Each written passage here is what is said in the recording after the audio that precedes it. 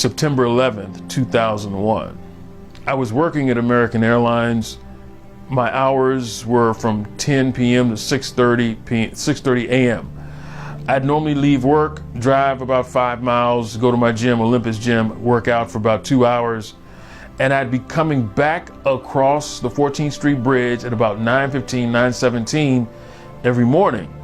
And I'd come home, I'd quickly do what I had to do because I was coaching football at the time at Howard University, and I would sleep maybe 4.5 hours, 5 hours, if 5 hours if it was a luxury, and then I'd go up on campus. Well, that particular morning, I was offered overtime, and I stayed till 8 o'clock and then came straight home, prepared for bed. I'm laying in the bed, and at about 9:37, I heard what sounded to be a tractor trailer turn over. There was this boom sound, and it just kept echoing. It was like a boom. And I remember saying to myself, I was half asleep, but I remember thinking, somebody's gonna be in serious trouble for this. Now, while I was asleep and turning over, I could hear military jet aircraft overhead. Now, that was no big deal. Occasionally, military aircraft would fly over the city, but the sound would come and the sound would go. But this time the sound came and the sound stayed. I woke up at around 1 o'clock or so. I'm walking past my middle bedroom, and I'm looking on the floor. My answering machine is there. And I know young folk are not going to believe this, but answering machines used to be a black electronic box or some sort of box, had a cassette tape in it, and you could get well, depending on the length of the tape, you know, you could get messages up to 30 minutes. And I walked past and the thing is flashing F for full. And I'm thinking somebody's clowning around and he left a 30-minute message. So I start playing these messages back, and I'm hearing from people I hadn't heard from in years. Like, John, you all right? You all right? Give me a call. Next message. Hey man, what's going on? I just want to make sure you're safe. Give me a call. One of my brothers called, and listen to him. The way he sounds, even it could be something serious and you're waiting for the punchline. He's like, hey man, listen, I'm just checking to make sure you're okay. Just call me, man. Let me know. Then I get a call from mother. Now we know how mothers can be. Mother's like, you call me right now. No, you call me before now. Now, you just have to know mother, right? She has a way of adding drama to stuff. She can tell you it's snowing outside, and the way she tells you, you think it's something serious. She's like, you call me right now. And so I'm picking up the phone, and I'm thinking, okay, something must have happened at work. Maybe a fuel truck exploded or something. I don't know. I'm dialing. Mom picks up the phone. I'm like, Mom, what's going on? I'm trying to brace myself, right? She says, you haven't heard? I said, no, Mom, what happened? She said, somebody hijacked a plane and crashed into the Pentagon. I said, Mom, are you for real? She says, yeah. I said, Mom, let me call you back. I'm thinking, I got to verify this thing. Called one of my coworkers, Karen, flight attendant. Now, how do you ask the question, right? So here's what I asked. I said, Karen, did something happen in the past few hours and I may not be aware of? She says, John, are you sitting down? Well, I was sitting down. She says, well, the World Trade Center buildings are no more. Plane crashed into Pennsylvania and one crashed into the Pentagon. My first question was, were any of them ours? She says, yes, Flight 11 and Flight 77. My second question was, were any of them DC based? She says, yes, Flight 77. She started to go down the crew list, and let me just tell you, I knew them all. Charles Burlingame, naval aviator. I knew Chick for about 10 years. He had been working with American Airlines. I would be in contact with him, cockpit to ground when he was flying.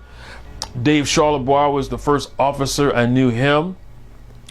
Renee May was my age. She was a flight attendant. Kenneth and Jennifer Lewis were both flight attendants. They were married to each other. I knew them. Michelle Heidenberger. I had just seen Michelle maybe two or 3 days before. I was going to work, getting off the shuttle bus. She was coming in, passing. Hey, Michelle. Hey, John, right? Had no idea that'd be the last time that I would ever see her. MJ Booth was one of our managers who worked at Dulles. She was going to Los Angeles for the day.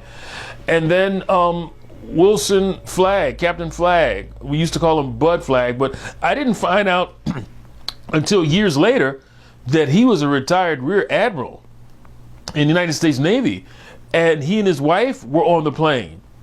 There were 4 or 5 students from my junior high school who were going to California for a science convention, science fair. And my goodness, I got off the phone with Karen. I'm like, I still need to confirm this. Maybe this ain't really happened.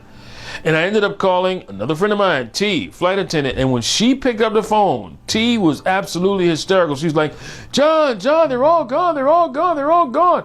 I mean, years later, she had never gone to the memorial. And I don't know if she's gone. Here it is almost 18, 19 years later. And I'm not sure if she's gone, period. And I remember calling up to campus. Coach Wilson said we were not practicing that day. Everything was shut down. I called the job.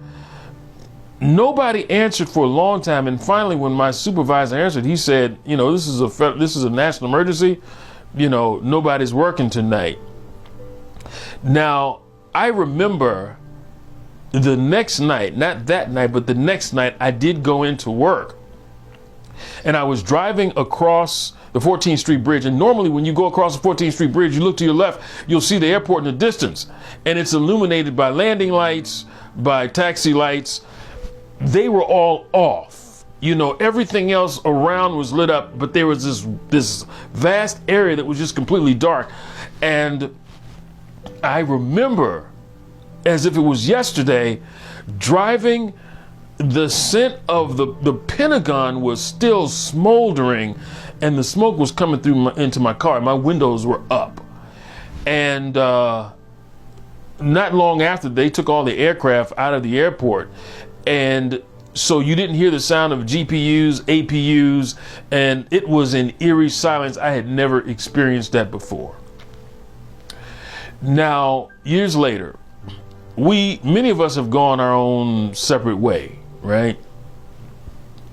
But we still pretty much remember each other on September 11th. We were like a family. Dysfunctional at times, but family nonetheless. And I have even met people afterwards who, were a part of that day. Alan Wallace and Vance Valenzo, 2 of my great friends, they were fighting fires that morning at the Pentagon.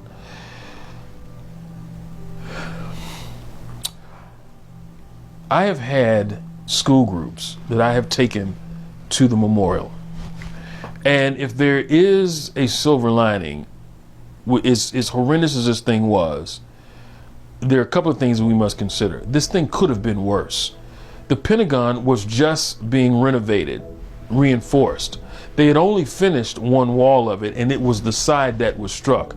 Otherwise, that airplane probably could have gone through all 5 lanes of the Pentagon and ended up in the courtyard. The other thing was, most of those flights, and even the World Trade Center building, weren't full. That was a tremendous, the loss of life could have been a whole lot more. But here's the story I tell my young people when I'm there. We are all here on this playing field of life for a predetermined time. We do not have a say over the quantity of our time. We don't have say as to how long we live. We can eat right, we can do everything to try to prolong it, but really we don't have any say about how long we live. But we do have something to say about the quality of our life, how we live. And I tell these young people every day, listen, what are you saving it for? You leave everything on the field because you don't know if you're going to be on the field tomorrow. So you always have to put your best out, man, because you don't know how long you're going to be on the field. We remember those people, my colleagues, man, my family, we remember them. We miss them. And that day, it You change the lives of everyone.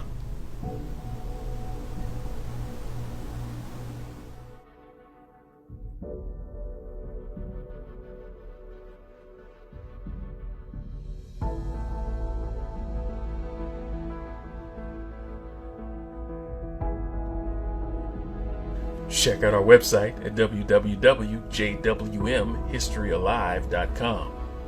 You can also find us on Facebook, Instagram, and Twitter. And if you want more films, you can subscribe to our YouTube channel at John W. McCaskill. This is John W. McCaskill, History Alive.